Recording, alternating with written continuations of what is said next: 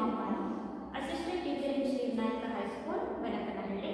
Today I am going to teach you 8th Standard Second Language English 7th poem Machine. This poem is a beautiful poem and meaningful poem. This poem written by Rudyard Kipling.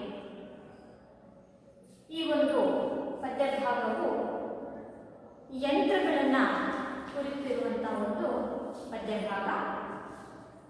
Dear students, ಇಲ್ಲಿ ಕವಿ Rudyard Kipling ರವರು ಯಂತ್ರಗಳಿಗೆ ಜೀವವಿದೆ ಎನ್ನುವಂತಹ ರೀತಿಯಲ್ಲಿ ಊಹೆಯನ್ನು ಅಥವಾ ಕಲ್ಪನೆಯನ್ನು ಮಾಡಿಕೊಂಡು ಈ ಒಂದು ಪದ್ಯಭಾಗವನ್ನು ಬರೆದಿರುವಂತಹದ್ದು.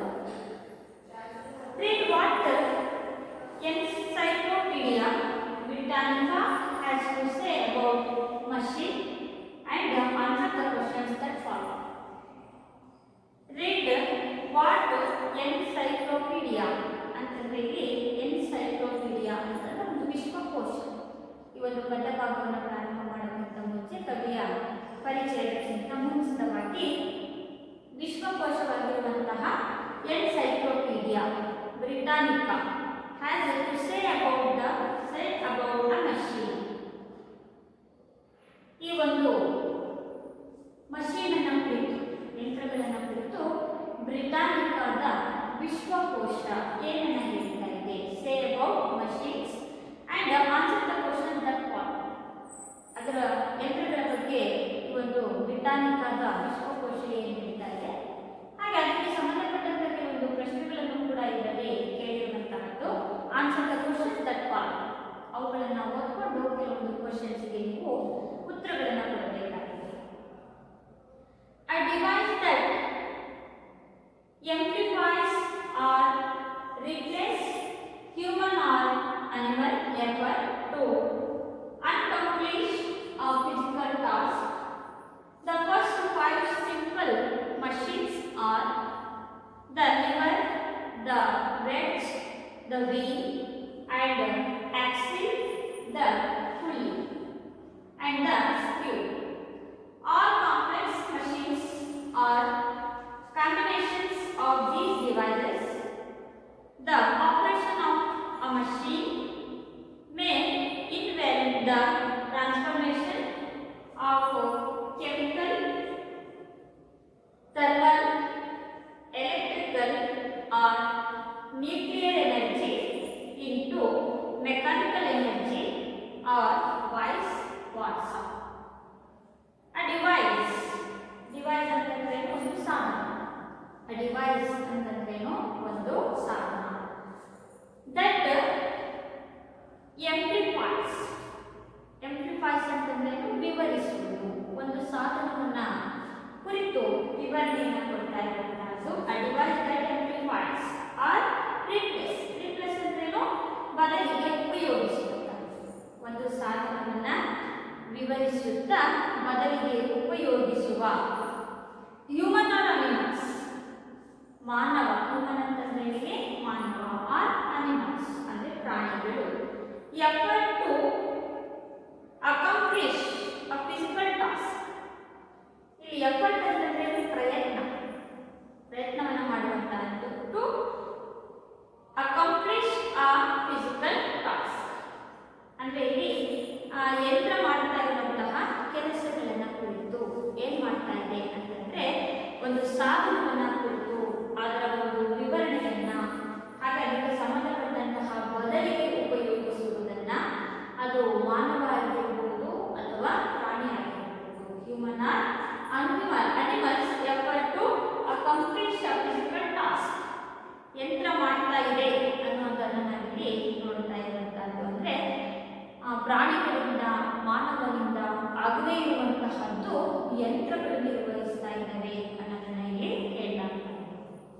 The first 5 few simple machines are. ಇಲ್ಲಿ ಮೊದಲನೇದಾಗಿ ಕೆಲವು ಸರಳ ಯಂತ್ರಗಳ, ಸಿಂಪಲ್ ಅಂತಂದ್ರೆ ಸರಳವಾಗಿರುವಂತಹ ಯಂತ್ರಗಳ ಒಂದು ಪರಿಚಯವನ್ನು ಕೊಟ್ಟಿದೆ. The lever ಅಂತಂದ್ರೆ ಇಲ್ಲಿ ಸನ್ನೆ ಕೋಲು ಅಂತ ಕರೀತಾರೆ. ಯಾವ್ಯಾವುದು ಸರಳವಾಗಿರುವಂತಹ ಯಂತ್ರಗಳನ್ನ ಇಲ್ಲಿ ಹೇಳಲಾಗ್ತಾ ಇದೆ ಅಂತಂದ್ರೆ ದ ರಿವರ್ ಅಂತಂದ್ರೆ ಸನ್ನೆ ಕೋಲುಗಳನ್ನು ಹೊಂದಿದ್ದಾರೆ. ದ ವೆಡ್ಜ್, ವೆಡ್ಜ್ ಅಂತಂದ್ರೆ ಇಲ್ಲಿ ಬೇನೆ ಎನ್ನುವಂತಹ ಅರ್ಥವಾಗುತ್ತೆ. ದ ವೀಲ್ ಅಂದ್ರೆ ಚಕ್ರ ಅಂತ, ವೀಲ್ ಅಂದ್ರೆ ಏನು, ಚಕ್ರ. ಆ ಚಕ್ರವು ಕೂಡ ಒಂದು ಸಾಧನ ಆಗಿರುವಂತಹದ್ದು. ಅಂಡ್ ಆಕ್ಸಿಲ್, ದ ಹುಲಿ, ಹುಲಿ ಅಂತಂದ್ರೆ ಇಲ್ಲಿ ರಾಟಿ ಅಂತ ಅಲ್ವಾ, ಆಕ್ಸಿಲ್ ಅನ್ನು ಕೊಟ್ಟಿದ್ದಾರೆ, ಇದು ಒಂದು ಸಾಧನ. ಹಾಗೆ ಹುಲಿ, ಹುಲಿ ಅಂತಂದ್ರೆ ಇಲ್ಲಿ ರಾಟಿ ಅನ್ನುವಂತಹದ್ದು. ಅಂಡ್ ಸ್ಕ್ರೂ, ಸ್ಕ್ರೂ ಅಂತಂದ್ರೆ ತಿರು, ನೆಕ್ಸ್ಟ್ ಸ್ಕ್ರೂ ಅಂತ ಕರೀತೀವಲ್ವಾ, ಆ ಸ್ಕ್ರೂ ಅನ್ನು ಕೂಡ ಇದರಲ್ಲಿ ಕೊಟ್ಟಿದ್ದಾರೆ. These are first 5 simple machines. ಇವು ಒಂದು ಸರಳವಾಗಿರುವಂತಹ ಕೆಲವು ಯಂತ್ರಗಳು ಅಂತ ನಮಗೆ ಗುರುತಿಸ್ತಾರೆ. All complex machines are combinations of these devices. All ಅಂತಂದ್ರೆ ಇವೆಲ್ಲ, ಕಾಂಪ್ಲೆಕ್ಸ್ ಅಂತಂದ್ರೆ ಸಂಕೀರ್ಣವಾಗಿರುವಂತಹದ್ದು.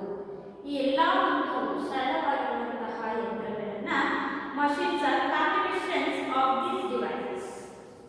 ಈ ಒಂದು ನಾವೇನು ಸಿಂಪಲ್ ಆಗಿರುವಂತಹ ಕೆಲವೊಂದು ಸರಳ ಮಷೀನ್ಸ್ಗಳನ್ನ ನಾವಿಲ್ಲಿ ಪರಿಚಯಿಸಿದ್ದೀವಿ. ಇವೆಲ್ಲವೂ ಕೂಡ ಕಾಂಬಿನೇಷನ್ಸ್ ಅಂತಂದ್ರೇನು, ಆ ಒಂದು ಜೋಡಣೆಗೆ, ಹೊಂದಾಣಿಕೆಗೆ ಬೇಕಾಗಿರುವಂತಹ ಕೆಲವೊಂದು ಸರಳವಾಗಿರುವಂತಹ ಯಂತ್ರಗಳು ಅಂತ ಕರೀತಾರೆ. The operations of the machines may involve the transformations of chemical, thermal, electrical or nuclear energy into mechanical energy of voice was. ಆ ಒಂದು ಸರಳವಾಗಿರುವಂತಹ ಯಂತ್ರಗಳನ್ನು ಬಳಸಿಕೊಂಡು ಆಪರೇಷನ್ಸ್, ಆಪರೇಷನ್ ಅಂತಂದ್ರೆ ಇಲ್ಲಿ ಕಾರ್ಯಾಚರಣೆಯನ್ನ ಮಾಡುವಂತಹದ್ದು. The operation of the machine, ಆ ಒಂದು ಯಂತ್ರಗಳನ್ನು ಕುರಿತು ಕಾರ್ಯಾಚರಣೆಯನ್ನು ಮಾಡುವಂತಹದ್ದು. May involve the transformation, transformation ಅಂತಂದ್ರೆ ಮೇ ಇನ್ವಾಲ್ವ್ ಒಳಗೊಂಡಂತಹ ಅಥವಾ ಒಳಗೊಳ್ಳಬಹುದಾದ ಅಲ್ವಾ. ಟ್ರಾನ್ಸ್ಫಾರ್ಮೇಷನ್ ಅಂತಂದ್ರೆ ರೂಪವನ್ನು ಮಾರ್ಪಡಿಸುವುದು ಅಂತಂದ್ರೆ ಆ ಹೊಸ ಯಂತ್ರಗಳನ್ನ ಮಾರ್ಪಡಿಸಲಿಕ್ಕೆ. ಆ ಕೆಮಿಕಲ್ ಅಲ್ವಾ, ಅಂದ್ರೆ ರಾಸಾಯನಿಕವಾಗಿರುವಂತಹ.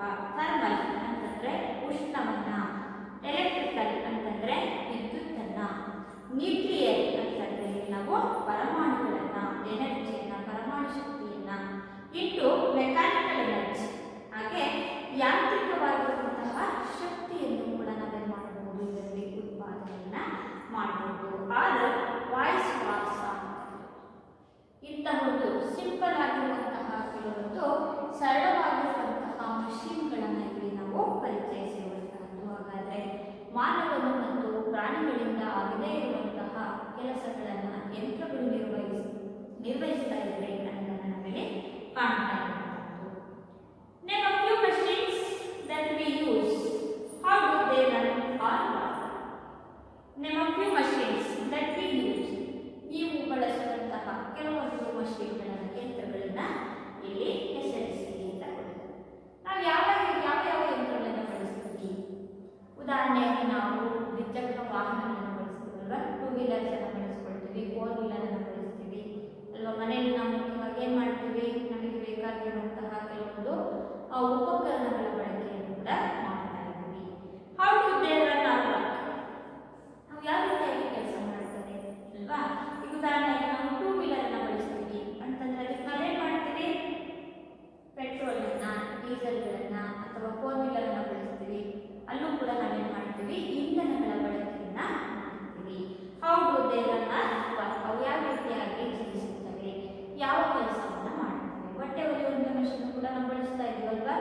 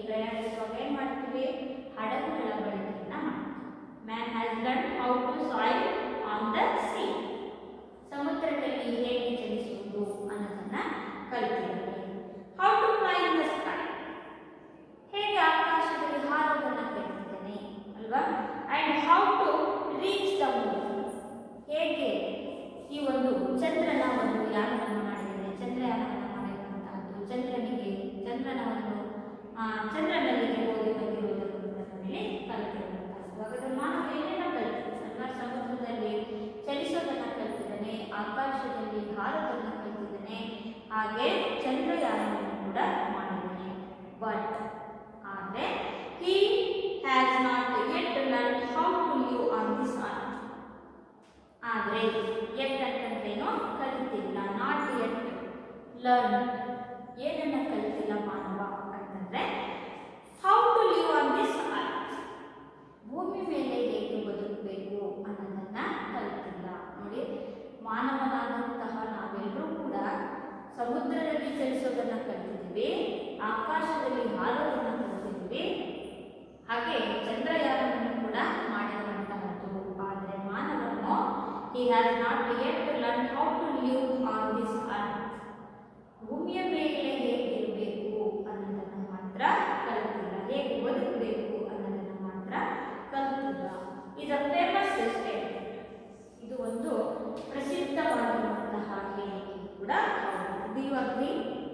ಇದನ್ನು ನೀವು ಹೋಗ್ತಿರ್ತಾನೆ. ಯಾಕಂತಂದ್ರೆ ಇಷ್ಟೆಲ್ಲ ಕಲಿತಂತಹ ಮಾನವ ಪರಿಸರವನ್ನು ಹೇಗೆ ಸಂರಕ್ಷಿಸ್ಕೋಬೇಕು, ಅದನ್ನು ಹೇಗೆ ಬಳಕೆ ಮಾಡ್ಕೋಬೇಕು, ಭೂಮಿಯ ಮೇಲೆ ಮಾನವ ಹೇಗೆ ಬದುಕಬೇಕು ಅನ್ನೋದನ್ನ ಕಲಿತಿಲ್ಲ. Have a discussion with your partner in the class. ಹಾಗಾದ್ರೆ ನೀವು ಅದರ ಕುರಿತು ನಿಮ್ಮ ಒಂದು ಸಹಪಾಠಿಗಳೊಂದಿಗೆ ಚರ್ಚಿಸಿ ಅಂತ ಹೇಳ್ಬಿಟ್ಟು ಹೇಳಿ. Some words are given in the box. Classify them into the words used in machines and words used in violence. Note that some words may be used in both. ಇಲ್ಲಿ ಕೆಲವೊಂದು ಪದಗಳನ್ನು ಬಾಕ್ಸ್ ಅಲ್ಲಿ ಕೊಟ್ಟಿದ್ದಾರೆ. Some words are given in the box. Classify them into the words used in machines and words used in violence. Note that some may be used in both. ಕೆಲವೊಂದು ಪದಗಳನ್ನ ಇಲ್ಲಿ ಯಂತ್ರಗಳಿಗೆ ಸಂಬಂಧಪಟ್ಟಂತೆ ಕೊಟ್ಟಿರುವಂತಹದ್ದು, ಹಾಗೆ ಬಯಾಲಜಿಗೆ ಸಂಬಂಧಪಟ್ಟಂತೆ ಕೆಲವೊಂದು ಪದಗಳನ್ನು ಕೊಟ್ಟಿದ್ದಾರೆ. ಅವುಗಳನ್ನ ವಿಭಾಗವನ್ನ ಮಾಡಿ ಅದನ್ನ ನೋಟ್ ಮಾಡ್ಕೊಳ್ಳಿ ಅಂತ ಹೇಳ್ಬಿಟ್ಟು ಈ ಒಂದು ಪ್ರಮುಖವಾಗಿರುವಂತಹ ಭಾಗದಲ್ಲಿ ನಿಮಗೆ ತಿಳಿಸಲಾಗಿದೆ. Okay dear students, let's begin the poem. I like to tell you introduction about Rudyard Kipling. Okay dear students, machines are machine. This lesson, this poem written by Rudyard Kipling. Rudyard Kipling, born on 1865, dead on 1936, in an Indian-born British novelist, short story writer and poet. He was brought up in England but came back to India and worked as a journalist. His famous works are Barrack Road Ballads, Kim, Captain Courageous. His books, just 50 stories and Cook's Hill, are very popular. He was awarded the Nobel Prize for Literature in 1907. This poem, imagined to be recited by machines, draws our attention to their gain, strength as well as their limitations.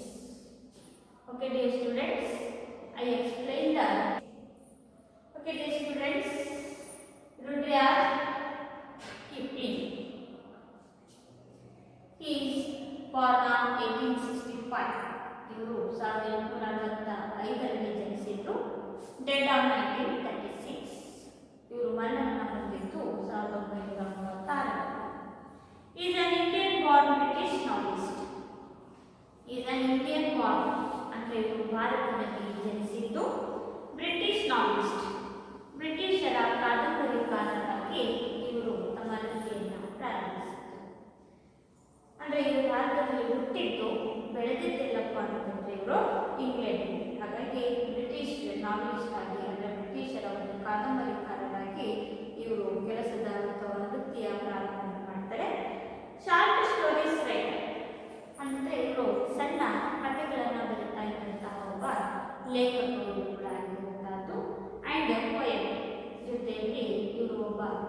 ಕವಿ ಕೂಡ ಹೌದು. He was brought up in England. ಇವರು ಬ್ರಿಟನ್ನಿನಲ್ಲಿ ಅಥವಾ ಸರಿ ಇಂಗ್ಲೆಂಡಿನಲ್ಲಿ ಇವರು ಏನಾಗಿದ್ದು ಬೆಳೆದಿರುವಂತಹದ್ದು. ಜನಿಸಿದ್ದು ಭಾರತದಲ್ಲಿ, ಹಾಗಾಗಿ is an Indian Born. ಭಾರತದಲ್ಲಿ ಜನಿಸಿದ್ರು, ಬ್ರಾಟ್ ಅಪ್ ಅಟ್ ಇಂಗ್ಲೆಂಡ್. ಹಾಗಾಗಿ ಇವರು ಬೆಳೆದಿದ್ದೆಲ್ಲಪ್ಪ ಅಂತಂದ್ರೆ ಇಂಗ್ಲೆಂಡ್ನಲ್ಲಿ. ಹಾಗಾಗಿ ಇವರು ಬ್ರಿಟಿಷ್ ನಾವೆಲಿಸ್ಟ್ ಆಗಿ, ಶಾರ್ಟ್ ಸ್ಟೋರೀಸ್ ರೈಟರ್ ಆಗಿ ಸಣ್ಣ ಕಥೆಗಳನ್ನು ಬರೀತಾ ಇದ್ರು, ಬ್ರಿಟಿಷರ ಕಾದಂಬರಿಕಾರರಾಗಿದ್ರು, ಆ್ಯಂಡ್ ಪೋಯಟ್, ಹಾಗೆ ಒಬ್ಬ ಕವಿಯು ಕೂಡ ಹೌದು. But came back to India and work as journalist. ಆದರೆ ಬಟ್ ಅಂದರೆ ಆದರೆ ಕೇಮ್ ಬ್ಯಾಕ್ ಟು ಇಂಡಿಯಾ, ಇಂಗ್ಲೆಂಡಿನಿಂದ ಮತ್ತೆ ವಾಪಸ್ ಎಲ್ಲಿ ಬಂದರು, ಭಾರತಕ್ಕೆ ಬಂದರು. And work as a journalist. ಭಾರತಕ್ಕೆ ಬಂದ ಮೇಲೆ ಯಾವ ಒಂದು ವೃತ್ತಿಯನ್ನು ಪ್ರಾರಂಭಿಸಿದ್ರು ಅಂತಂದರೆ ಜರ್ನಲಿಸ್ಟ್ ಅಂತಂದರೆ ಇಲ್ಲಿ ಪತ್ರಕರ್ತನಾಗಿ ಕೆಲಸದ ಒಂದು ಪ್ರಾರಂಭವನ್ನು ಮಾಡಿದ್ರು. ಎಲ್ಲಿಂದ ಬಂದು ಇಂಗ್ಲೆಂಡಿನಿಂದ ವಾಪಸ್ ಬಂದು ಭಾರತಕ್ಕೆ. ಈಸ್ ಫೇಮಸ್ ವರ್ಕ್ಸ್ ಆಫ್, ಇವರ ಒಂದು ಪ್ರಸಿದ್ಧವಾಗಿರುವಂತಹ ಕೃತಿಗಳನ್ನು ನಾವು ನೋಡೋದಾದರೆ ಯಾವ್ಯಾವ ಪ್ರಸಿದ್ಧ ಕೃತಿಗಳ ರಚನೆಯನ್ನು ಇವರು ಮಾಡಿರುವಂತಹದ್ದು ಅಂತಂದರೆ ಬ್ಯಾರಾಕ್ ಎನ್ನುವಂತಹ ಒಂದು ಬ್ಯಾರಾಕ್ ರೂಮ್ಸ್ ಬಲಾಡ್ಸ್ ಎನ್ನುವಂತಹ ಒಂದು ಕೃತಿ ರಚನೆಯನ್ನು ಮಾಡಿದ್ದಾರೆ. ಕಿಮ್ಸ್ ಎನ್ನುವಂತಹ ಒಂದು ಕೃತಿ ಅವರ ಒಂದು ಪ್ರಖ್ಯಾತಿಯನ್ನು ಪಡೆದಿರುವಂತಹ ಕೃತಿ. ಹಾಗೆ ಕ್ಯಾಪ್ಟನ್ ಕರೇಜಿಯಸ್ ಎನ್ನುವಂತಹ ಒಂದು ಕೃತಿಯು ಕೂಡ ಇವರ ಒಂದು ಪ್ರಖ್ಯಾತಿಯನ್ನು ಪಡೆದಿರುವಂತಹದ್ದು. His books just 50 stories. ಇವರ ಒಂದು ಪುಸ್ತಕಗಳಲ್ಲಿ just 50 stories and book of Pook's Hill. Book of Pook's Hill ಎನ್ನುವಂತಹ ಎರಡು ಕೃತಿಗಳೇನಿದೆ ಆ ವೆರಿ ಪಾಪ್ಯುಲರ್, ಬಹಳ ಪ್ರಖ್ಯಾತಿಯನ್ನು ಪಡೆದಂತಹ ಎರಡು ಕೃತಿಗಳು ಅಂತಂದರೆ ನಾವು ನೋಡಬೇಕಾಗಿರುವಂತಹದ್ದು just 50 stories and book of Pook's Hills ಎನ್ನುವಂತಹ ಎರಡು ಕೃತಿ ಏನಿದೆ ಇದು ಪ್ರಸಿದ್ಧಿಯನ್ನು ಜನಪ್ರಿಯವನ್ನು ಹೊಂದಿರುವಂತಹ ಒಂದು ಕೃತಿಗಳಾಗಿರುವಂತಹದ್ದು. He was awarded the Nobel Prize for Literature in 1907. ಹಾಗಾಗಿ ಇವರಿಗೆ ಆ ಒಂದು ನೋಬೆಲ್ ಪ್ರಶಸ್ತಿಯು ಕೂಡ ದೊರೆತಿದೆ 1907ರಲ್ಲಿ. ಇವರು ರಚಿಸಿರುವಂತಹ ಕೆಲವೊಂದು ಸಾಹಿತ್ಯಕ್ಕಾಗಿ, ಇವರ ಒಂದು ಸಾಹಿತ್ಯದ ರಚನೆಗಾಗಿ 1907ರಲ್ಲಿ ರುಡ್ಯಾರ್ಡ್ ಕಿಪ್ಲಿಂಗ್ ಅವರಿಗೆ ಏನಾಗಿದೆ ನೋಬೆಲ್ ಪ್ರಶಸ್ತಿಯು ಕೂಡ ದೊರೆತಿರುವಂತಹದ್ದು. This poem imagined to the recited by the machines. ಈ ಒಂದು ಪದ್ಯ ಭಾಗ ಏನಿದೆ ಇಮ್ಯಾಜಿನ್ ಅಂದರೆ ಕಲ್ಪನೆಯನ್ನ ಮಾಡಿಕೊಳ್ಳುವಂತಹದ್ದು, ಅಂದರೆ ಒಂದು ಕಾಲ್ಪನಿಕವಾಗಿರುವಂತಹ ಒಂದು ಪದ್ಯ ಭಾಗ ಇದಾಗಿದೆ. To be recited by the machines. Recited ಅಂತಂದ್ರೆ ಏನಿಗೆ ಹೇಳಿಕೊಳ್ಳುವಂತಹದ್ದು, ಯಾವುದನ್ನ ಕುರಿತು, ಬೈ ಮಷೀನ್ಸ್ ಯಂತ್ರಗಳನ್ನು ಕುರಿತು ಕಲ್ಪನೆಯನ್ನ ಮಾಡಿಕೊಂಡು ಹೇಳ್ತಾ ಇರುವಂತಹ ಒಂದು ಪದ್ಯ ಭಾಗ. Draws our attention to their great strength as well as their to their limitations. ಹಾಗೆ ಈ ಒಂದು ಮಷೀನ್ಸ್ ಅನ್ನ ಕುರಿತು attention to their great, great ಅಂತಂದ್ರೆ ದೈತ್ಯಾಕಾರವಾಗಿರುವಂತಹ ಬೃಹದಾಕಾರವಾಗಿರುವಂತಹ ಸ್ಟ್ರೆಂತ್ ಅಂತಂದ್ರೆ ಶಕ್ತಿ, ದೈತ್ಯಾಕಾರವಾದ ಬಹಳಷ್ಟು ಶಕ್ತಿಯನ್ನು ಹೊಂದಿರುವ as well as to their limitations, ಹಾಗೆ ತಮ್ಮದೇ ಆದಂತಹ ಮಿತಿಗಳನ್ನು ಹೊಂದಿರುವಂತಹ ಆ ಯಂತ್ರಗಳ ಕುರಿತು, ಯಂತ್ರಗಳಿಗೆ ಜೀವವಿದೆ ಎನ್ನುವಂತಹ ರೀತಿಯಲ್ಲಿ ಕವಿಯಾಗಿರುವಂತಹ ರುಡ್ಯಾರ್ಡ್ ಕಿಪ್ಲಿಂಗ್ ಅವರು ಏನು ಮಾಡಿದ್ದಾರೆ ಅಂತಂದರೆ ಕಲ್ಪನೆಯನ್ನ ಮಾಡಿಕೊಂಡು ಈ ಒಂದು ಪದ್ಯಭಾಗದ ರಚನೆಯನ್ನ ಮಾಡಿರುವಂತಹ. This poem imagine to the recited by the machines ಅಂದರೆ ಇಲ್ಲಿ ಕಲ್ಪನೆಯನ್ನು ಮಾಡಿಕೊಂಡು ಹೇಳ್ತಾ ಇರುವಂತಹ ಯಂತ್ರಗಳನ್ನು ಕುರಿತು ಆ ಯಂತ್ರಗಳ ಒಂದು ಶಕ್ತಿ, ಗೇಟ್ ಸ್ಟ್ರೆಂತ್ ಅಂತ ಕರೀತಾರೆ, ದೈತ್ಯಾಕಾರದ ಒಂದು ಶಕ್ತಿ, as well as to their limitations, ಹಾಗೆ ಆ ಒಂದು ಯಂತ್ರಗಳಿಗೆ ಇರುವಂತಹ ಮಿತಿಯ ಕುರಿತು ಇಲ್ಲಿ ಹೇಳಿಕೆಯನ್ನು ಅಥವಾ ಕಲ್ಪನೆಯನ್ನು ಮಾಡಿಕೊಂಡು ಕವಿ ರುಡ್ಯಾರ್ಡ್ ಕಿಪ್ಲಿಂಗ್ ಅವರು ಕಾಲ್ಪನಿಕವಾದಂತಹ ಒಂದು ಪದ್ಯಭಾಗದ ರಚನೆಯನ್ನ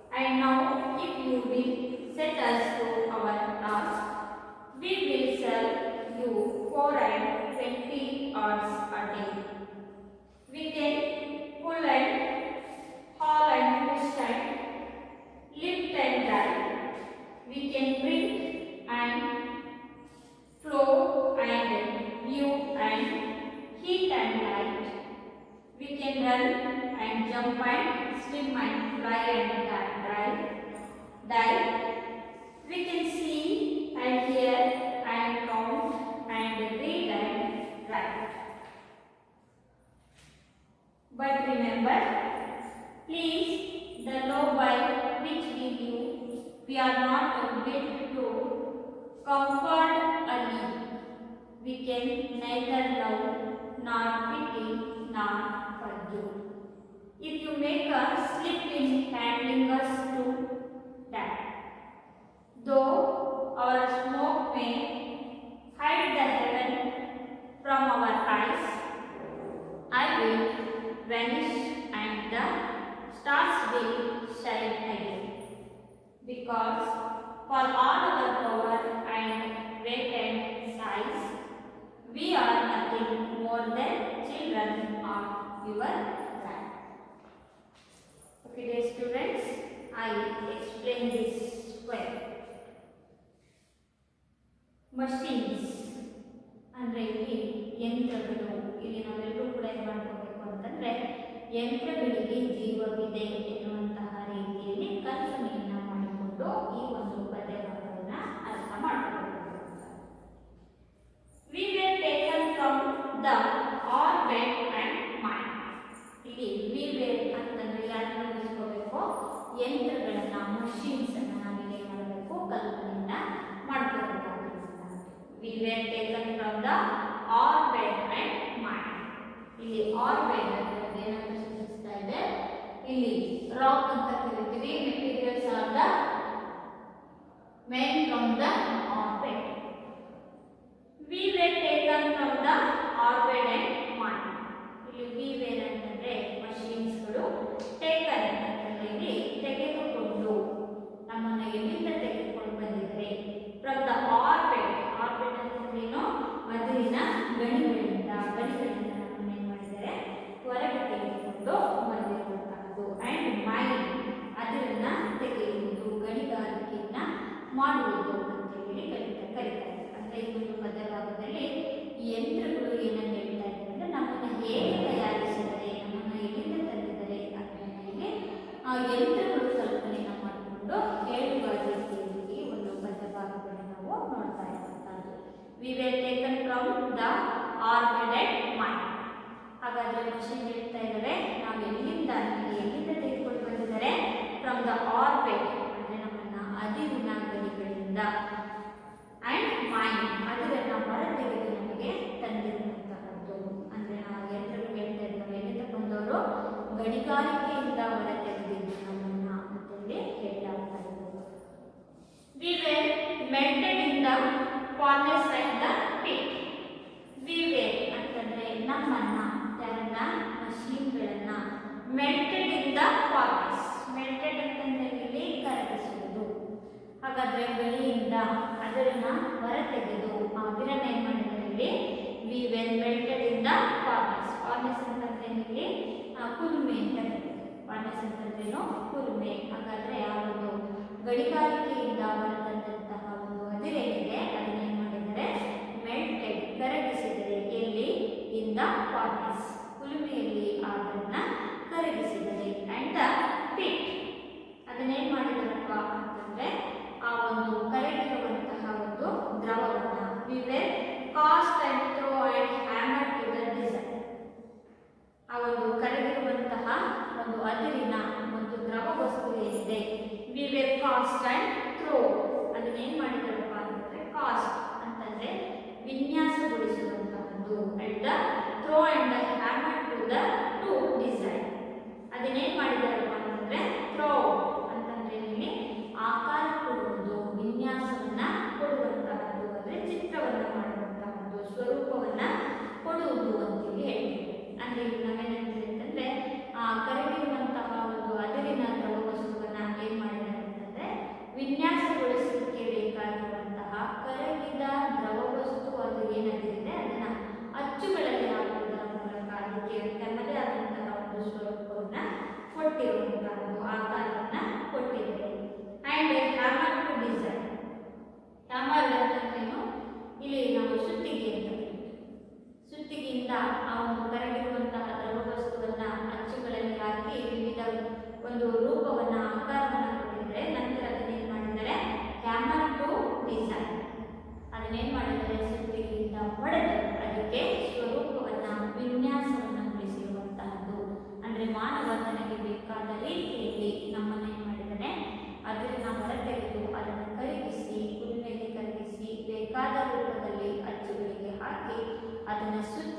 ಬಡಿದು ನನಗೆ ಆಕಾರವನ್ನು ವಿನ್ಯಾಸವನ್ನು ಕೊಟ್ಟಿದ್ದಾರೆ.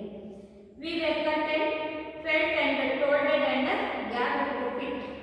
ವಿ ವೇರ್ ಅಂದರೆ ನಮ್ಮನ್ನ ಯಾರನ್ನ ಮಷೀನ್ಗಳನ್ನ ಕಟ್ ಅಂತಂದ್ರೆ ಇಲ್ಲಿ ಕತ್ತರಿಸುವುದು, ಆ ಒಂದು ವಿನ್ಯಾಸವನ್ನು ಕೊಟ್ಟಿರುವಂತಹ ಅಚ್ಚುಗಳಿಂದ ಹೊರತೆಗೆದು ನಮ್ಮನ್ನು ಏನು ಮಾಡಿದ್ದಾರೆ. ವಿ ವೇರ್ ಕಟೆಡ್ ಫೀಲ್ಡ್ ಅಂತಂದ್ರೇನು ಕ್ರಮವಾಗಿ ಜೋಡಿಸುವುದು, ನಮ್ಮನ್ನ ಅನುಕ್ರಮವಾಗಿ ಜೋಡಣೆಯನ್ನು ಮಾಡಿರುವಂತಹದ್ದು. And tolded and gathered to fit. ಹಾಗೆ ಅದನ್ನು ಏನು ಮಾಡಿದ್ದಾರೆ ಅಂತಂದ್ರೆ ಉಪಕರಣಗಳನ್ನು ಬಳಸಿ ನಮ್ಮನ್ನ ವಿನ್ಯಾಸಗೊಳಿಸಿ ಆ ವಿನ್ಯಾಸಗೊಳಿಸಿರುವಂತಹ ಆ ಒಂದು ತುಂಡುಗಳನ್ನು ಕತ್ತರಿಸಿ ಅದನ್ನೇನು ಮಾಡಿದ್ದಾರೆ ಕ್ರಮವಾಗಿ ಫಿಲ್ಟೆಡ್ ಅಂತಂದ್ರೇನು ಕ್ರಮವಾಗಿ ಜೋಡಣೆಯನ್ನ ಮಾಡಿರುವಂತಹದ್ದು. ಅಂಡ್ ಟೂಲ್ಡೆಡ್ ಅಂತಂದ್ರೆ ಉಪಕರಣಗಳನ್ನು ಬಳಸಿ ಗ್ಯಾದರ್ಡ್ ಟು ಫಿಟ್ ಅದನ್ನೇನು ಮಾಡಿದ್ದಾರೆ ಅಂತಂದ್ರೆ ಗ್ಯಾದರ್ ಅಂತಂದ್ರೆ ಮೆಜರ್ಮೆಂಟ್ ಅಂತೇಳಿ ಕರೀತೀವಿ. ಗ್ಯಾದರ್ ಅಂತಂದ್ರೆ ಮೆಜರ್ಡ್ ಅಂತ ಕರೀತೀವಿ. ಏನಂತಂದ್ರೆ to cut off the shape of something. ಇಲ್ಲಿ ಕಟ್ ಮಾಡಿ ಅದಕ್ಕೆ ಒಂದು ರೂಪವನ್ನ ವಿನ್ಯಾಸವನ್ನ ಕೊಡುವಂತಹದ್ದು ಅಲ್ವಾ. ಥ್ರೋ ಅಂತಂದ್ರೆ ಶೇಪ್ ಅಂತ ಕರಿತೀವಿ. ಕಾಸ್ಟ್ ಅಂತಂದ್ರೆ moulded like cost iron. Moulded ಅಂತಂದ್ರೇನು ಅದನ್ನ ಬದಲಾಯಿಸಿ ಬೇರೆ ರೂಪವನ್ನ ಕೊಡುವಂತಹದ್ದು. ಈ ರೀತಿಯಾದಂತಹ ಒಂದು ಅರ್ಥವನ್ನ ಸೂಚಿಸ್ತಾ ಇದೆ. ಗ್ಯಾದರ್ ಟು ಫಿಟ್ ನಮ್ಮನ್ನೇನು ಮಾಡಿದ್ದಾರೆ ಅಂತಂದ್ರೆ ಮೆಜರ್ ಮಾಡಿ ಅಳತೆಯನ್ನು ಮಾಡಿ ನಂತರ ಅದನ್ನೇನಿದ್ರೆ ಜೋಡಿಸಿರುವಂತಹದ್ದು ಅಂತ ಹೇಳ್ತೀವಿ. ಹಾಗಾದ್ರೆ ಒಂದು ಮಷೀನ್ ಪದದ ಮೊದಲನೇ ಪ್ಯಾರಾಗ್ರಾಫ್ ಹೇಳ್ತಾ ಇದೆ ಅಂತಂದ್ರೆ ಯಂತ್ರವನ್ನು ಹೇಗೆ ರೆಡಿಯಾಗಿದ್ದೀವಿ, ಹೇಗೆ ತಯಾರಿಕೆಯಾಗಿದ್ದೀವಿ, ನಮ್ಮನ್ನ ಎಲ್ಲಿಂದ ತಂದಿದ್ದಾರೆ ಅನ್ನೋದನ್ನ ಕಲ್ಪನೆ ಮಾಡಿಕೊಂಡು ಯಂತ್ರಗಳೇ ಹೇಳುವ ರೀತಿಯಲ್ಲಿ ಕವಿಯಲ್ಲಿ ಕಾಲ್ಪನಿಕವಾದ ಒಂದು ಪದ್ಯಭಾಗವನ್ನು ರಚನೆ ಮಾಡಿರುವಂತಹದ್ದು.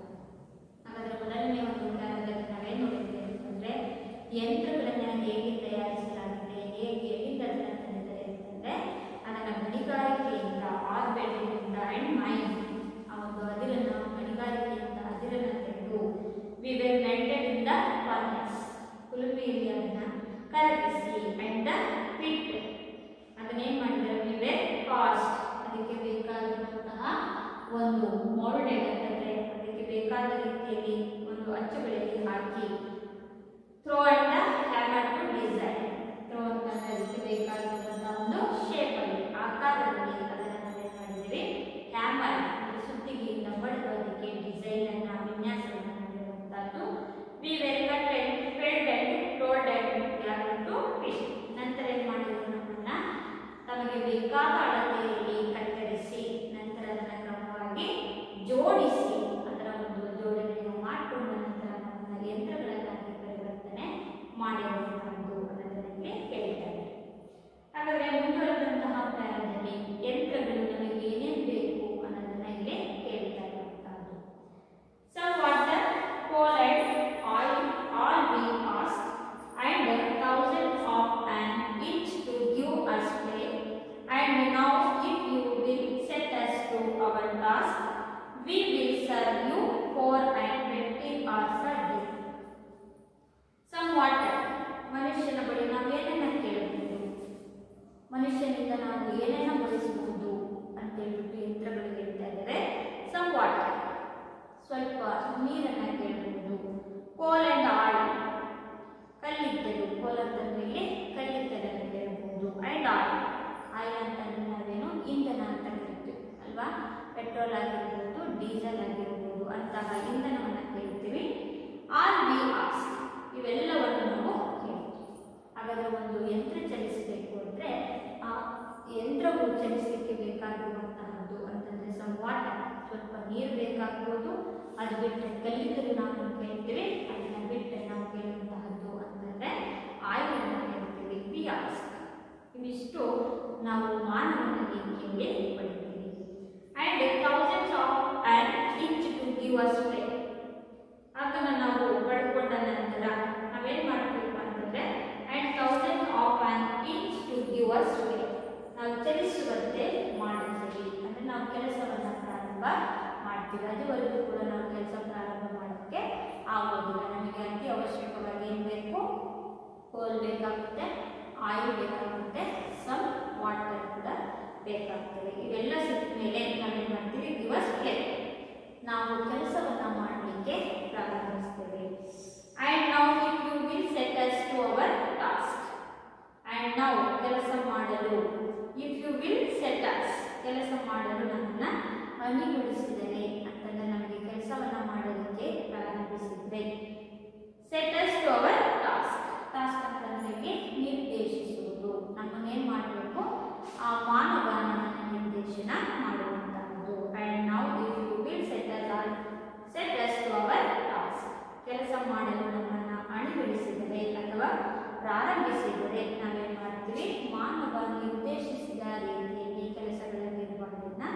ಮಾಡ್ತೀವಿ. We will serve you 4 and 20 hours a day.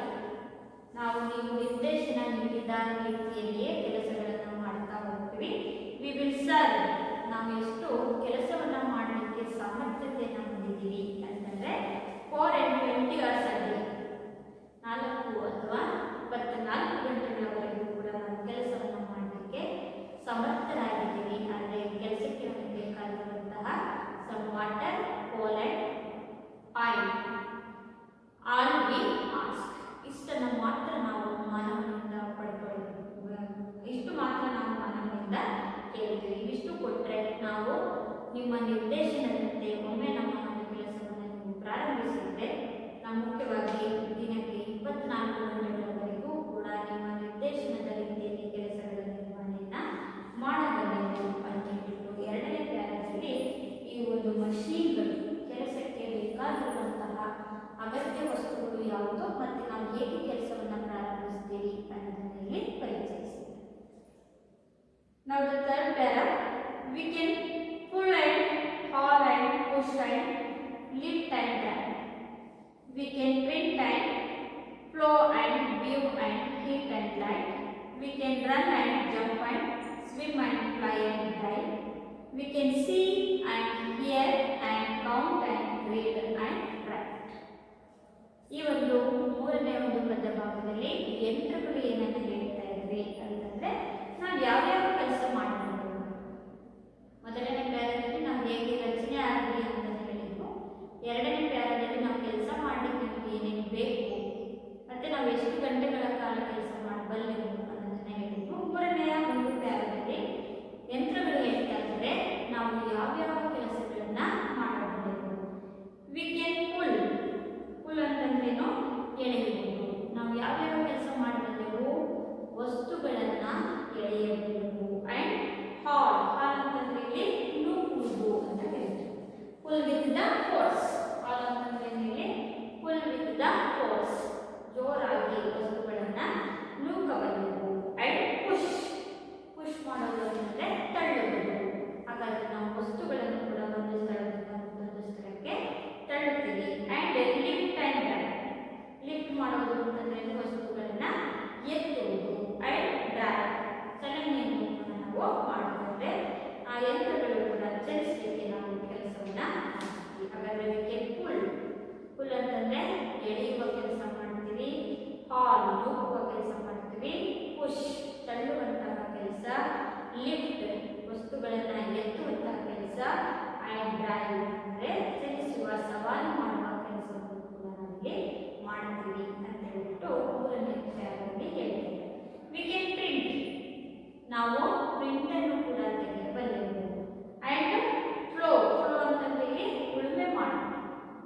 ಉಳುಮೆ ಮಾಡುವುದು ಅಂತಂದ್ರೆ ನಾವು ಮುಖ್ಯವಾಗಿ ಏನು ಮಾಡ್ತೀವಿ, ಮಾನವನ್ನ ಬಳಕೆ ಮಾಡಿಕೊಂಡು ಕೃಷಿ ಮಾಡೋದನ್ನು ನೋಡ್ತೀವಿ. ಆದರೆ ಇತ್ತೀಚಿನ ದಿನಗಳಲ್ಲಿ ನಾವು ಉಳುಮೆ ಮಾಡಲಿಕ್ಕೂ ಕೂಡ ಏನು ಮಾಡ್ತಾ ಇದ್ವಿ, ಯಂತ್ರಗಳ ಬಳಕೆಯನ್ನ ಮಾಡ್ತಾ ಇದ್ವಿ. ವಿ ಕ್ಯಾನ್ ಪ್ರಿಂಟ್, ನಾವು ಪ್ರಿಂಟ್ ಅನ್ನು ಕೂಡ ತೆಗೆಯಬಲ್ಲೆವು. ಅಂಡ್ ಫ್ಲೋ, ಫ್ಲೋ ಅಂತಂದ್ರೆ ಉಳುಮೆಯನ್ನು ಕೂಡ ಮಾಡಬಲ್ಲೆವು.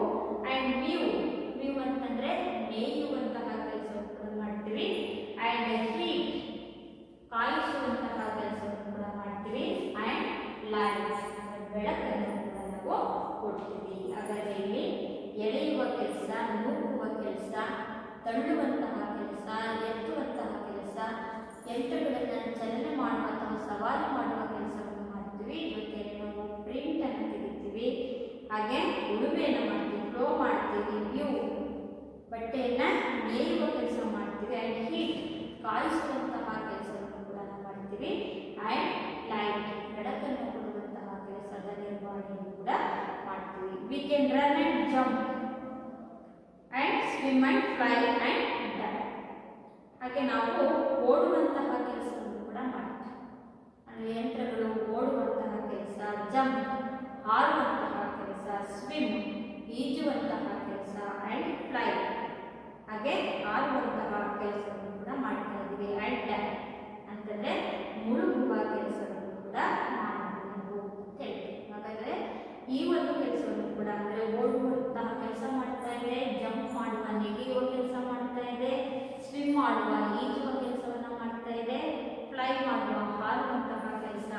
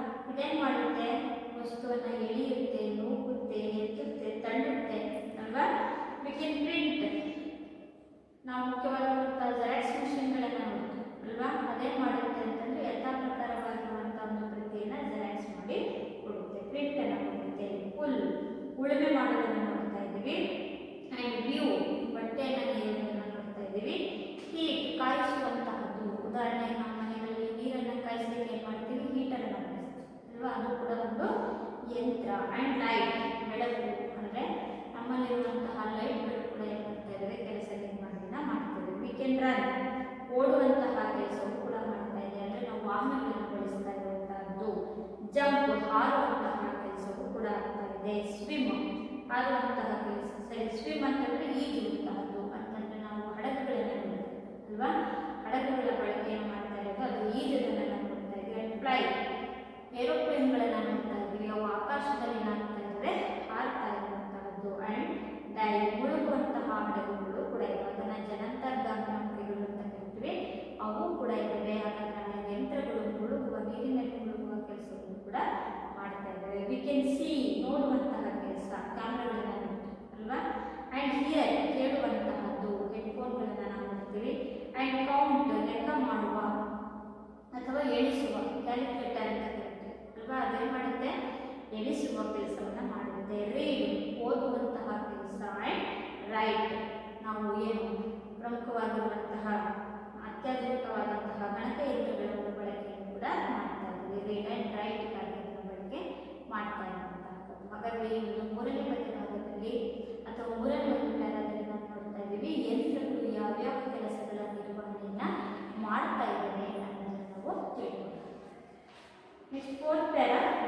But remember please the law by which we live, we are not built to comfort any, we can neither love nor pity nor forgive, if you make a slip in handling us you die.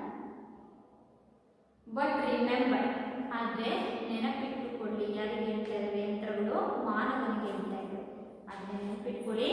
Please the law by which we live, ನೆನಪಿಟ್ಕೊಳ್ಳಿ the law by which we live, ನಾವು ಯಾವ ರೀತಿಯಾಗಿ ಬದುಕಬಲ್ಲೆವು ಇದನ್ನು ನೀವು ನೆನಪಿಟ್ಕೋಬೇಕು. We are not built to comfort, ನಮಗೆ ಗ್ರಹಣ ಶಕ್ತಿ ಇಲ್ಲ. ಆ್ಯಂಡ್ ವಿ ಸುಳ್ಳನ್ನು ಹೇಳೋದಕ್ಕೆ ನಮಗೆ ಬರುವುದಿಲ್ಲ. ಇದನ್ನು ಮಾತ್ರ ನೀವು ನೆನಪಿಟ್ಕೊಳ್ಳಿ. ನಾವು ಯಾವ ರೀತಿಯಾಗಿ ಬದುಕುತ್ತಿದ್ದೀವಿ, ಯಾವ ರೀತಿಯಾಗಿ ಬದುಕಬಲ್ಲೆವು. ವಿ ಆರ್ ನಾಟ್ ಬಿಲ್ಟ್ ಕಂಫರ್ಟಲಿ, ನಮಗೆ ಗ್ರಹಣ ಶಕ್ತಿ ಇಲ್ಲ, ಹಾಗೆ ನಮಗೆ ಸುಳ್ಳು ಹೇಳೋದಕ್ಕೂ ಕೂಡ ಬರೋದಿಲ್ಲ. We can neither love or pity not forgive, we can neither love ನಮಗೆ ಪ್ರೀತಿ ಅಂತ ಏನೂ ಗೊತ್ತಿಲ್ಲ, ನಾಟ್ ಪಿಟಿ ನಮಗೆ ಕರುಣೆ ಅನ್ನೋದಿಲ್ಲ, ನಾಟ್ ಫರ್ಗಿವ್ ನಮಗೆ ಕ್ಷಮೆಯನ್ನು ನೀಡುವಂತಹದ್ದು ಕೂಡ ಗೊತ್ತಿಲ್ಲ. If you make a slip in handling us you die, if you make a slip ಸ್ವಲ್ಪ ನೀವು ತಪ್ಪಿಸದಿದ್ದರು ಅಲ್ವಾ, ಸ್ವಲ್ಪ ನೀವು ಮಾಡಿದರೂ ಕೂಡ in the handling us you die, ಆ ಒಂದು ತಪ್ಪು ಕೆಲಸವನ್ನು ಮಾಡಿದರೆ. ಹ್ಯಾಂಡ್ಲಿಂಗ್ ಅಂತಂದ್ರೇನು, ನಾವು ಕಾರ್ಯ ಮಾಡುವಾಗ ಯು ಅಸ್ ಯು ಡೈ, ಅದರಿಂದ ನೀವು ಸಾವನ್ನು ಕೂಡ ಹಾಕಬಹುದು ಅಂತ ಹೇಳ್ತಾರೆ. ಮೇಕ್ ಅ ಸ್ಲಿಪ್ ಅಂತಂದರೆ ಮೇಕ್ ಅ ಮಿಸ್ಟೇಕ್, ಒಂದು ಸಣ್ಣ ಮಿಸ್ಟೇಕ್ ಮಾಡಿದರೂ ಕೂಡ ನೀವು ಸಾವನ್ನಪ್ಪುವಂತಹ ಸಂದರ್ಭಗಳು ಬರಬಹುದು. ಬಟ್ ರಿಮೆಂಬರ್ ನೀವು ನೆನಪಿಟ್ಕೊಳ್ಳಿ ಅಂತ ಮಾನವನಿಗೆ ಹೇಳ್ತಾ ಇದ್ದಾನೆ. The law by which we live, ನಾವು ಯಾವ ರೀತಿಯಾಗಿ ಬದುಕ್ತಾ ಇದ್ದೀವಪ್ಪ ಅಂದರೆ we are not built a comfort ಅಲ್ಲಿ, ನಮಗೆ ಗ್ರಹಣ ಶಕ್ತಿ ಇಲ್ಲ, ನಾವು ಸುಳ್ಳು ಹೇಳೋದಕ್ಕೂ ಬರೋದಿಲ್ಲ. We can neither love not pity not forgive, ನಮಗೆ ಪ್ರೀತಿ ಅನ್ನೋದು ಗೊತ್ತಿಲ್ಲ, ಕರುಣೆ ಅನ್ನೋದು ಗೊತ್ತಿಲ್ಲ, ನಮಗೆ ಕ್ಷಮೆ ಅನ್ನೋದು ಕೂಡ ಗೊತ್ತಿಲ್ಲ. If you make a slip, ನೀವು ಒಂದು ಸಣ್ಣ ಮಿಸ್ಟೇಕ್ ಮಾಡಿದ್ರು ಕೂಡ ಇನ್ ಹ್ಯಾಂಡ್ಲಿಂಗ್, ಯಾವಾಗ ನಾವು ಕಾರ್ಯವನ್ನು ಮಾಡುವಾಗ ಸಣ್ಣ ಮಿಸ್ಟೇಕ್ ಮಾಡಿದ್ರು ಕೂಡ ಇದು ವಾಸ್ ಡೈ, ಇದರಿಂದ ನೀವೇನು ಮಾಡಬಹುದು, ಏನಾಗಬಹುದು ಅಂತಂದರೆ ಮರಣವನ್ನು ಕೂಡ ಹೊಂದಬಹುದು ಅಂತ ಹೇಳ್ಬಿಟ್ಟು ಯಂತ್ರಗಳು ಹೇಳ್ತಾರೆ. ಉದಾಹರಣೆಯಾಗಿ ನಾವು ಚಲಿಸುವಂತಹ ಯಂತ್ರಗಳಲ್ಲಿ ಆಕ್ಸಿಡೆಂಟನ್ನೇ ನಡೆಯುತ್ತೆ, ಅಯ್ಯೋ ಪಾಪ ಆಗಬಾರ್ದು ಅಂತ ನಾವು ಹೇಳ್ತಾ ಯಂತ್ರಗಳು ಇಲ್ಲ. ಯಾಕೆಂತಂದರೆ ಯಂತ್ರಗಳಿಗೆ ಕರುಣೆ ಅನ್ನೋದಿಲ್ಲ, ದಯೆ ಅನ್ನೋದಿಲ್ಲ, ಪ್ರೀತಿ ಅನ್ನೋದಿಲ್ಲ, ಕ್ಷಮೆ ಅನ್ನೋದು ಕೂಡ ಅವಕ್ಕೆ ಗೊತ್ತಿಲ್ಲ.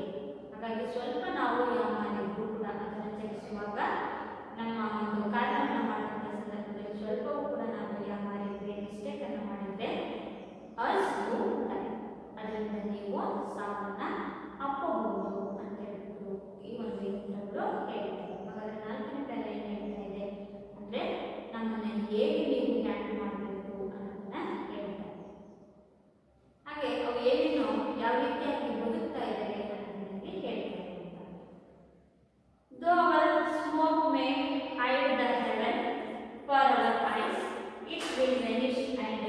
the star will shine again, because for all our power and weight and size, we are nothing more than children of your pride.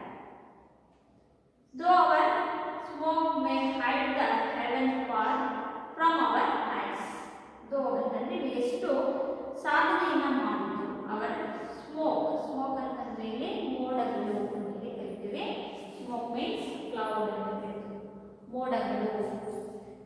Our smokes may hide the heaven for our eyes. ಇಲ್ಲಿ ನಾವು ಎಷ್ಟು ಸಾಧನೆಯನ್ನ ಮಾಡಿದ್ರು ಕೂಡ ಸೃಷ್ಟಿಕರ್ತನಾದಂತಹ ದೇವರು it will ವೆನಿಶ್ ಅಂತಂದ್ರೆ ಕಣ್ಮರೆಯಾಗುವುದು ಅಂತ ಕರೀತೀವಿ.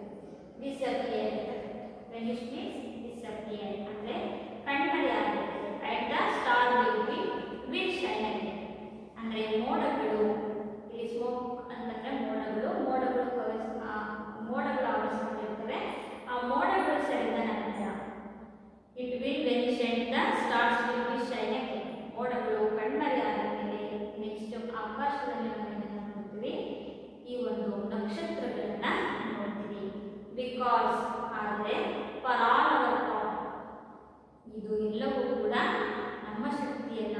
ಅಂಡ್ ವೇಟ್ ಸೈಜ್, ಹಾಗಾದ್ರೆ ನಾವೆಲ್ಲ ಕೆಲಸವನ್ನ ಮಾಡುವಂತಹದ್ದು ನಮ್ಮ ಶಕ್ತಿ, ನಮ್ಮ ಒಂದು ಗಾತ್ರ, ನಮ್ಮ ಒಂದು ಆಕಾರದ ಆಧಾರದ ಮೇಲೆ ಶಕ್ತಿಯುತವಾಗಿ ನಾವು ಕೆಲಸವನ್ನ ಮಾಡಲಿಕ್ಕೆ ಸಾಧ್ಯ. We are nothing more than children of your pride. ಆದರೆ ನಾವು ಯಾರೂ ಕೂಡ ಮಾನವನಿಗಿಂತ ಶಕ್ತಿಶಾಲಿ ಆಗಲಿಕ್ಕೆ ಸಾಧ್ಯ ಇಲ್ಲ. ಯಾಕೆಂತಂದ್ರೆ ನಾವು ಹೆಚ್ಚಿಗೆ ಏನೂ ಕೂಡ ಇಲ್ಲ. ಹಾಗಾದ್ರೆ ನಿಮ್ಮ ಮೆದುಳಿನ ಮಕ್ಕಳು ಅಂತ ಹೇಳ್ತಾರೆ, ಚಿಲ್ಡ್ರನ್ ಆಫ್ ಯುವರ್ ಪ್ರೈಡ್ ಅಂದ್ರೆ ಮಾನವನ ಮೆದುಳಿನ ಮಕ್ಕಳು. ಯಾಕೆಂತಂದ್ರೆ ಎಲ್ಲ ಯಂತ್ರಗಳ ನಿರ್ಮಾಪಕರು ಯಾರಪ್ಪ ಅಂತಂದ್ರೆ ಮಾನವ. ಹಾಗಾಗಿ ಮಾನವನಿಂದ ನಿರ್ಮಾಣವಾಗಿರುವಂತಹ ಎಲ್ಲ ಯಂತ್ರಗಳು ನಾವೆಲ್ಲರೂ ಕೂಡ ನಿಮ್ಮ ಮೆದುಳಿನ ಮಕ್ಕಳು ಅಂತ ಹೇಳ್ತಾ ಇದ್ದಾರೆ. ದೇವರು ನಿಮ್ಮನ್ನು ಸೃಷ್ಟಿ ಮಾಡಿದರೆ ನೀವು ನಮ್ಮನ್ನ ಅಂತಂದ್ರೆ ಯಂತ್ರಗಳನ್ನ ಸೃಷ್ಟಿ ಮಾಡಿರುವಂತಹದ್ದು. ನಮ್ಮದು ಎಷ್ಟೇ ಶಕ್ತಿ ಇರಲಿ, ಗಾತ್ರ ಇರಲಿ ಅಲ್ವಾ, ಅದರ ಎಷ್ಟೇ ವೇಟ್ ಇರಲಿ, ಅದೆಲ್ಲವೂ ಕೂಡ ಇದು ನಿಮ್ಮ ಕೊಡುಗೆಯಾಗಿರುವಂತಹದ್ದು. ನೀವು ಸೃಷ್ಟಿ ಮಾಡಿರೋದಕ್ಕೆ ನಾವು ಇಷ್ಟೊಂದು ಕೆಲಸವನ್ನು ಮಾಡಲಿಕ್ಕೆ ಸಾಧ್ಯ. We are nothing more than children of your pride. ನಾವೇನೂ ಕೂಡ ಅಲ್ಲ, ಎಲ್ಲವೂ ಕೂಡ ನಿಮ್ಮ ಒಂದು ಸಾಧನೆ, ನೀವು ಮಾಡಿರುವಂತಹ ಪ್ರಯತ್ನಕ್ಕೆ ನಾವು ಮಾಡ್ತಾ ಇರುವಂತಹ ಕೆಲಸದ ನಿರ್ವಹಣೆ ಆಫ್ ಯುವರ್ ಪ್ರೈಡ್. ನಿಮ್ಮ ಮೆದುಳಿನ ಮಕ್ಕಳಷ್ಟು ನಾವು ಅಂತ ಹೇಳ್ಬಿಟ್ಟು ಈ ಒಂದು ಕವಿತೆಯಲ್ಲಿ ಯಂತ್ರಗಳು ತಮ್ಮನ್ನ ಕುರಿತು ಹೇಳ್ಕೊಳ್ತಾ ಇರುವಂತಹ. ಹಾಗಾದ್ರೆ ಈ ಒಂದು ಮಷೀನಲ್ಲಿ ಮೊದಲನೇ ಪ್ಯಾರಾದಲ್ಲಿ ಯಂತ್ರಗಳು ನಾವು ಹೇಗೆ ರಚನೆ ಆಗಲಿ, ಹೇಗೆ ತಯಾರಾಗಲಿ, ಎಲ್ಲಿಂದ ಬಂದ್ವಿ ಅನ್ನೋದನ್ನ ಹೇಳ್ತಾ ಇದ್ದೇವೆ. ಎರಡನೇ ಪ್ಯಾರಾದಲ್ಲಿ ನಾವು ಚಲಿಸಲಿಕ್ಕೆ ಬೇಕಾಗಿರೋದೇನೆಂದ್ರೆ some water, coal and oil are be ask. ಇಷ್ಟನ್ನು ಮಾತ್ರ ನಾವು ಕೇಳ್ತೀವಿ. ನೀವು ಮಾರ್ಗದರ್ಶನವನ್ನು ಕೊಡ್ತಾ ರೀತಿಯಲ್ಲಿ ಅಲ್ವಾ. Set us to our task. ನೀವೇನು ನಿರ್ದೇಶನವನ್ನು ಕೊಡ್ತೀರೋ ಆ ನಿರ್ದೇಶನದ ಪ್ರಕಾರ ನಾವು 24 ಗಂಟೆ ಕೆಲಸವನ್ನು ಮಾಡ್ತೀವಿ. ಎರಡನೇ ಪ್ಯಾರಾದಲ್ಲಿ. ಮೂರನೇ ಪ್ಯಾರಾದಲ್ಲಿ ನಾವು ಏನೇನು ಕೆಲಸ ಮಾಡ್ತೀವಿ ಅಂತ ಹೇಳಿ, ಎಳೆಯುವುದು, ತಳ್ಳುವುದು, ನುಗ್ಗುವುದು ಅಲ್ವಾ, ಹಾರುವುದು, ಈಜುವುದು, ಬರೆಯುವುದು, ಓದುವುದು, ಲೆಕ್ಕ ಮಾಡುವಂತಹದ್ದು, ನೋಡುವ, ಕೇಳುವ, ಆಮೇಲೆ ಕಾಯಿಸುವಂತಹ, ನೇಯುವ, ಉಳುಮೆ ಮಾಡುವ, ಬೆಳಕನ್ನು ನೀಡುವಂತಹ ಕೆಲಸವನ್ನು ಮಾಡ್ತೀವಿ ಅಂತೇಳಿ ಮೂರನೇ ಪ್ಯಾರಾದಲ್ಲಿ ಹೇಳಿದ್ರೆ, ನಾಲ್ಕನೇ ಪ್ಯಾರಾದಲ್ಲಿ ಹೇಳ್ತಾರೆ ನಾವು ಯಾವ ರೀತಿಯಾಗಿ ಬದುಕ್ತಾ ಇದ್ದೀವಿ, ನಮಗೆ ಕರುಣೆ ಅನ್ನೋದಿಲ್ಲ, ದಯೆ ಅನ್ನೋದಿಲ್ಲ, ನಮಗೆ ಸುಳ್ಳು ಹೇಳಕ್ಕೆ ಬರೋದಿಲ್ಲ, ನಮಗೆ ಗ್ರಹಣ ಶಕ್ತಿ ಇಲ್ಲ, ಸ್ವಲ್ಪ ನೀವು ಮಿಸ್ಟೇಕ್ ಮಾಡಿದ್ರು ಕೂಡ ನಿಮ್ಮ ಸಾವಿಗೆ ನೀವೇ ಕಾರಣರಾಗ್ತೀರಾ ಅನ್ನೋದನ್ನು ಕೂಡ ಹೇಳಿದೆ.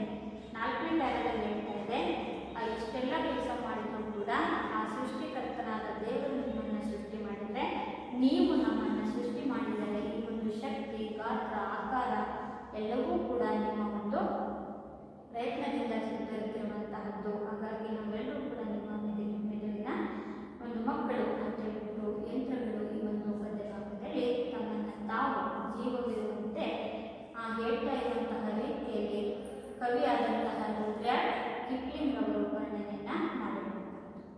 Okay dear students, I hope all are